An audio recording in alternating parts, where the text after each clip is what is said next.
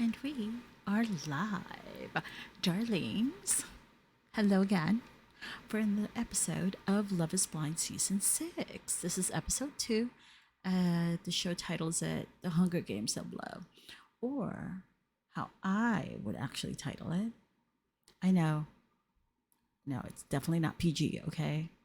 Mature audience only. Thank you. Thank you very much. I would call it Operation Fix a Hoe because America loves an underdog. I'm just saying, It's your snarky auntie. Hello, darlings. This is Sarsci Royale for another snarky, side eyeing episode review of Love is Blind and its shenanigans. So, anyway, um, how are you doing? How has your day been? How is everything going with you?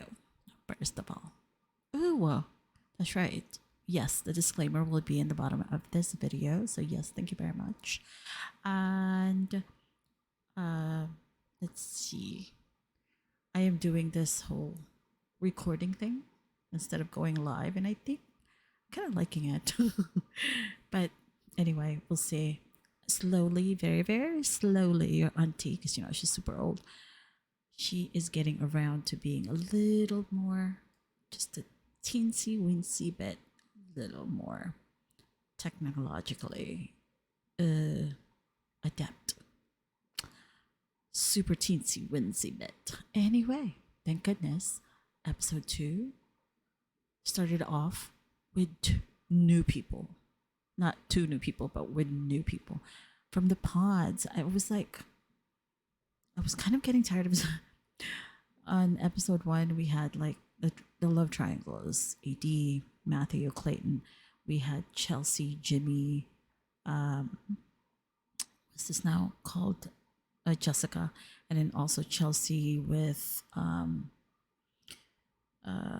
Jimmy and Trevor, and then also we had Amber, Matthew, and AD. It was a mess of like just a lot of juggling. Anywho, I'm so glad this episode is showing us new people. Still the same show. At least we see other contestants, okay? Like I said. I mean, a little bit more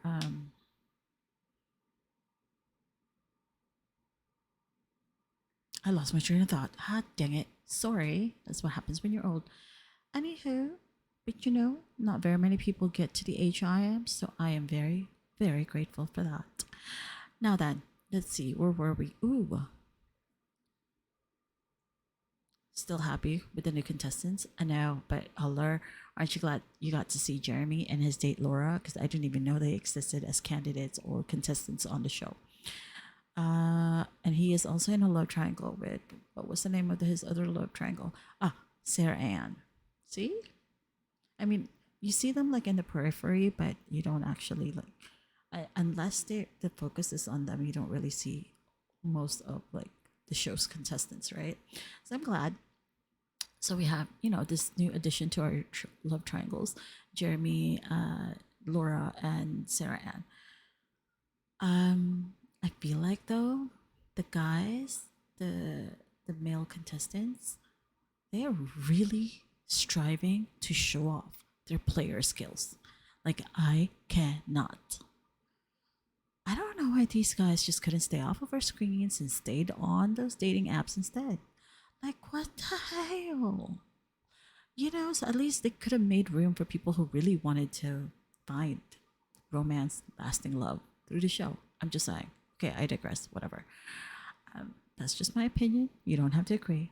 But before we get to the great news, let's get to the bad news. Because, you want to get the bad news out of the way. I'm just saying, Yes, yes, yes, yes. We are still about the love triangle that is AD, Matthew, and Clay. So basically, the tone of the show would be the three of them in some capacity or another. I'm getting that feel. Okay, it's not a spoiler alert. It's just that's what I'm getting. Anyway, AD is torn between Clay, who is more and more sounding like an undercover hoe, but is open to working through and learning through his past missteps. And admittedly, 80 says her stance has always been, let's go fix a hoe. That's not verbatim, okay? But, she runs towards red flags. I mean, she sees, she hears from Clay that yeah, he's a skirt chaser, but hey, what do I know? Um,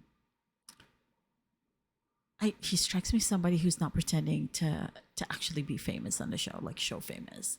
And then there also, on the other hand of that, we have Matthew. He's not so secretly bouncing AD and Amber in between, like on each of his hands. So it's just a little bit telling that he brings up not wanting to do the show to be a C-list celebrity, but is absolutely sending just that. Like he's sending me through the screen from what I have viewed from my TV screen. He's sending me like this red phone emergency call vibes. Like those red phones that you see like in your place of work. I don't know if you have one of those, or like in hospitals and stuff, where it only calls out like when you pick up the receiver, it calls directly to a 911 emergency call. Like you can't place an outgoing call except to that number. It's like it directly dials it. You don't even dial the number. You don't even press 911. Just pick up the receiver and it's instantly routed to emergency services. I'm just saying. Like, yeah, red flags all the way. And I am so shocked that AD somewhat predicted her future, where she said she feels that Matthew will shock her. And does he now shock her and us, girl? I don't advise you to continue on dating Matthew, but hey, girl, run. But who am I, right? Who am I? I mean, I would just say, girl, run for the hills of North Carolina, or the mountains of Appalachia, or the plains of the Midwest. Just be far, far, far away from this dude. He's practically bursting at the seams, almost amusing himself and how he irritates the ladies in the show with his 21 questions antics. Like, isn't there a song 21 questions? Oh, who's that rapper? What the heck? Oh, 50 Cent. Like he has 21 questions or something. Isn't that a song? Matthew, you need therapy. Actually, every single one of these contestants need an on-site professional therapist, a board certified licensed therapist to speak with, for each of the contestants to speak with after each date, to help them assess their interactions and to help them make the correct judgment call on choosing their partners. I just cannot. Oh my gosh, I cannot. Now over to Clay and his date with AD though. Clay was not having it. Not at all. Like, as soon as he heard that AD and he and Matthew were like in a love triangle, oh my gosh, he lost the shit. Hello. He didn't care to hear that AD had made a connection, especially with the previously introverted boy. That is Matthew. Clay was struggling to contain his emotions in that room. Oh my god, I really thought, like, when he was pacing, like walking around the couch, I was like, oh my gosh, is he gonna hurl that like golf? What is that? Swing? No, golf. Oh my gosh, maybe I should look it up. Hang on. A golf. Dear child, I don't even know what that thing is called. Club. Holy cow. The golf club. I thought he was gonna hurl it at, like, the divider screen where contestants tend to like put their hands on so they can sort of feel the hands of their partners through the wall. That wall. Anyway, I really thought I was gonna hurl that club against the wall. Imagine. Oof, I don't want to imagine. Never mind. Anyway, so yes, he was struggling with, yeah, that news. Um, and I have to say though, AD was definitely not prepared for that outburst. But then again, I feel like on the one hand, she needed to know, the capabilities of the range of his emotions. Um, and then on the other hand as well, I felt like Clay, who is already in his 30s, should have had a better handle on his emotions, right? So, yeah, yeah. Um, I have to also add that Clay did manage to tell AD that he still wanted to go on a date with her the next day. And for AD to not be so flustered, like not go to bed, like, flustered, and maybe she might not be able to like sleep as well after his outburst. So that was him kind of like getting a little bit more sober with his emotions.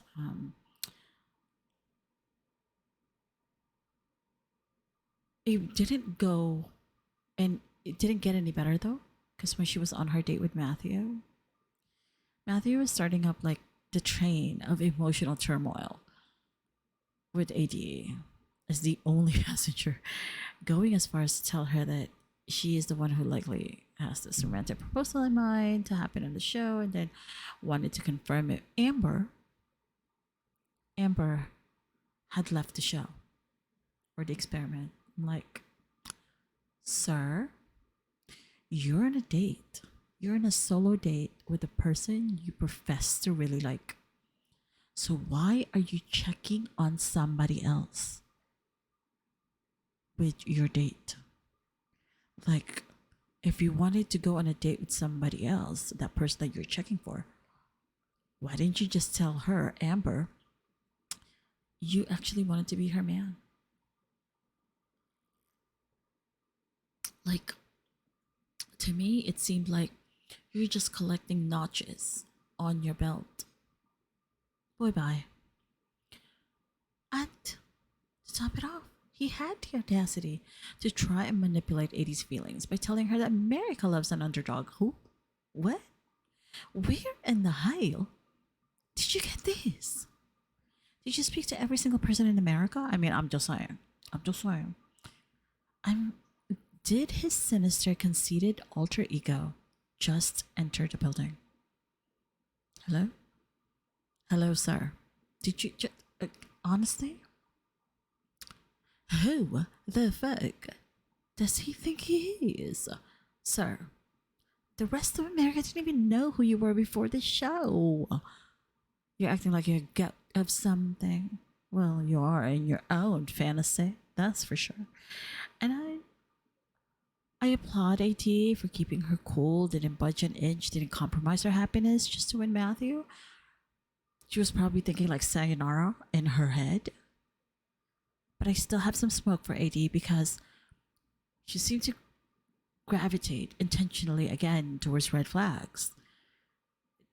Her misery stems from her own willingness to accept people's bad behavior, and she's easily swayed. She really does come off as that. And I'm hoping that she wakes up and not settle. Not for Matthew, not for Clay. I mean, I feel like she should give a chance to the other gentlemen, the other contestants on the show. But, I mean, hello.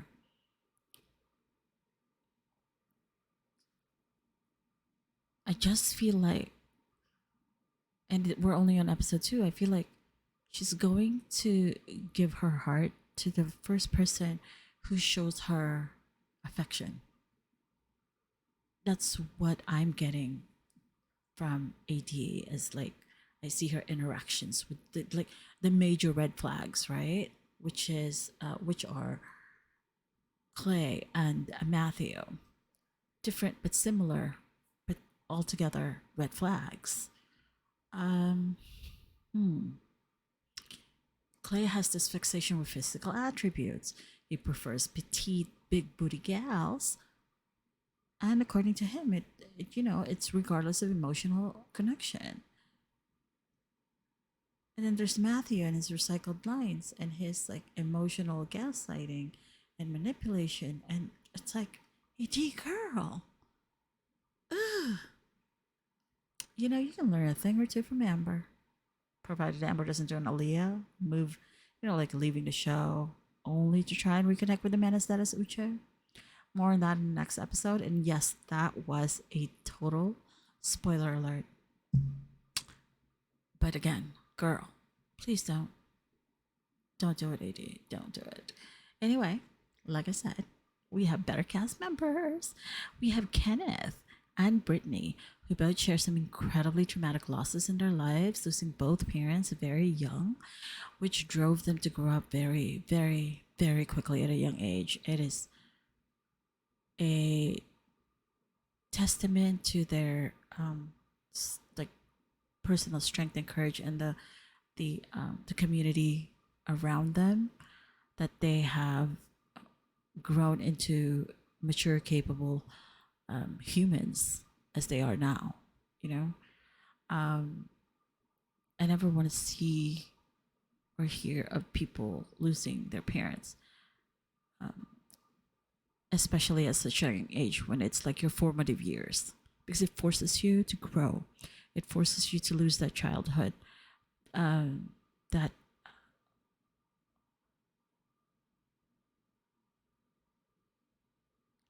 what am I looking for?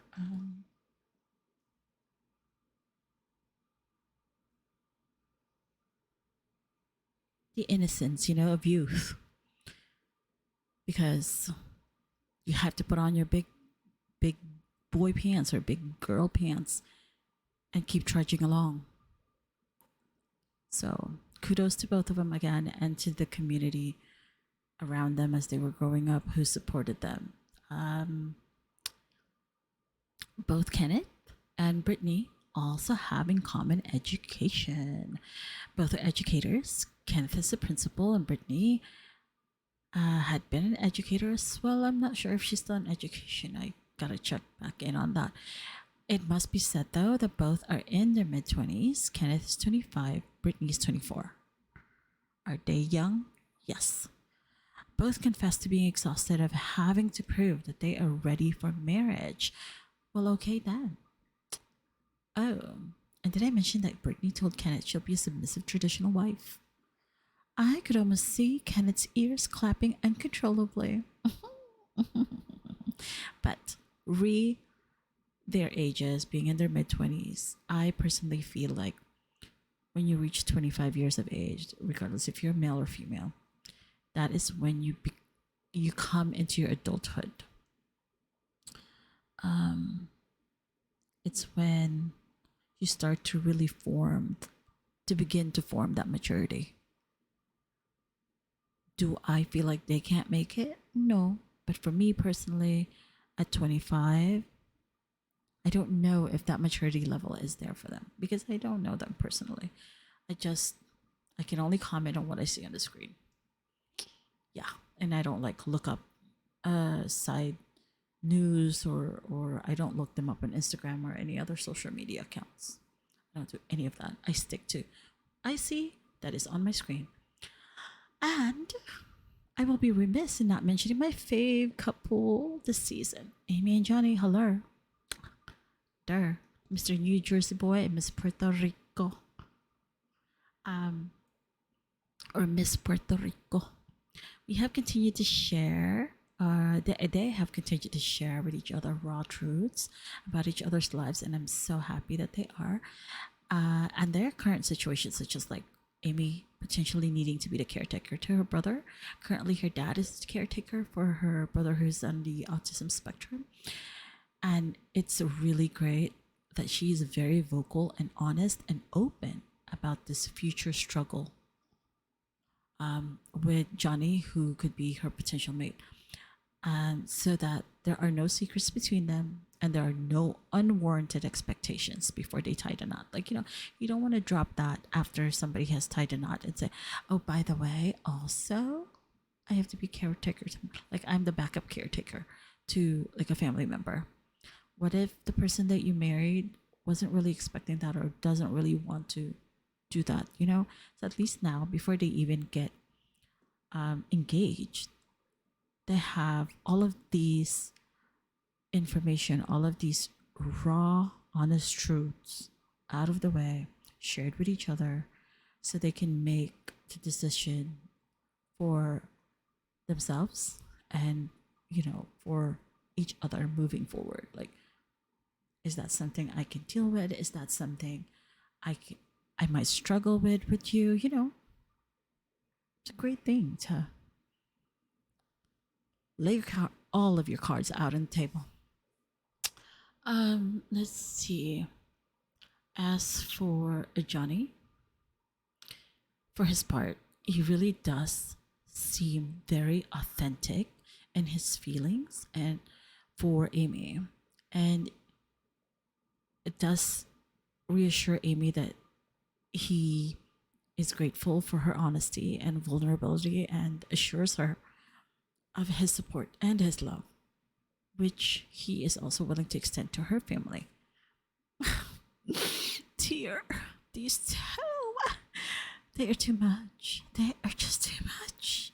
Oh. Dear, where is my... Hello, I don't have any tissue here. Anyway, and yes, girl, yes. Because I would have been like pissed off with Johnny if he didn't. Girl, he proposed. Darling, I was like, oh, I am so excited for the two of them. They are my fave. Didn't I just mention that in the other video? They are my fave. But the reveal to, their reveal, like when they see each other after the engagement, that is going to be on episode 3, darlings. I know, Netflix, why are you doing this to me? And to cap off this episode, we are back to AD and Matthew's emotional tug of war. I mean, yeah, right? Because, it wouldn't be like Love is Blind if it's not dramatic. Well, I'm just saying. We're back to AD and Matthew's emotional tug of war, where, again, he tries to appeal to America. As if we weren't watching the show. Jeez, that's Mr. Guy. Gosh. Then he just throws the towel and says he's going to get Amber. Like, huh? Sir, I mean, you wanted to do that. You wanted to go out in this dramatic fashion. Go. Just go. Nobody is bolting the door locked to keep you inside. They literally have every door unlocked. Well, except for the ones on the women's side, because you can't cross over. I'm just saying. They literally want you to just go. Just go already and back to obscurity and stop being a menace to anyone. Dang it. It must be said. I know y'all were probably thinking something similar, but did Chelsea randomly dropping that strangers tell her she looks like Megan Fox to Jimmy a ploy to get him to choose her over Jessica? Because I don't see it. I'm not trying to be mean at all. I think she has a resemblance to Adele, but not Megan Fox. I really feel like it's the case of, I'm going to try and sway his vote, Jimmy's, any which way to get him to vote for her, Chelsea, over the prom queen, who is Jessica. Because obviously, as we can see on the screens, the difference is vast, right? We see the obvious difference. Jessica is more like the prom queen, and Chelsea is like the cuddly best friend. And if they were like, I don't know, I'm just guessing here, but if Jimmy were to see both side by side outside somewhere, like maybe in a bar somewhere, outside of the show, not knowing each other and things like that, I feel like Jimmy would make a beeline for Jessica simply based on his physical preferences. Like, don't you agree? I mean, that is some shady. Chelsea girl. It really did reek of desperation for me, but yeah.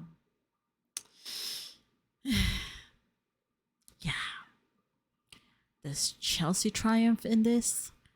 Does she not? Who the heck knows? We are gonna go and see what happens with that on episode 3. So, darlings, thank you again for sitting out and listening to C'est moi, your auntie, snarky auntie Sarsci. And remember, you can only be fabulous because you are all kinds of fabulous. And to remember, even though it's hard, to leave grace for others.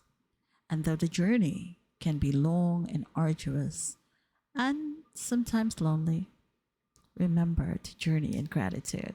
I shall see you in episode 3, my darlings. Totally for now. Bye.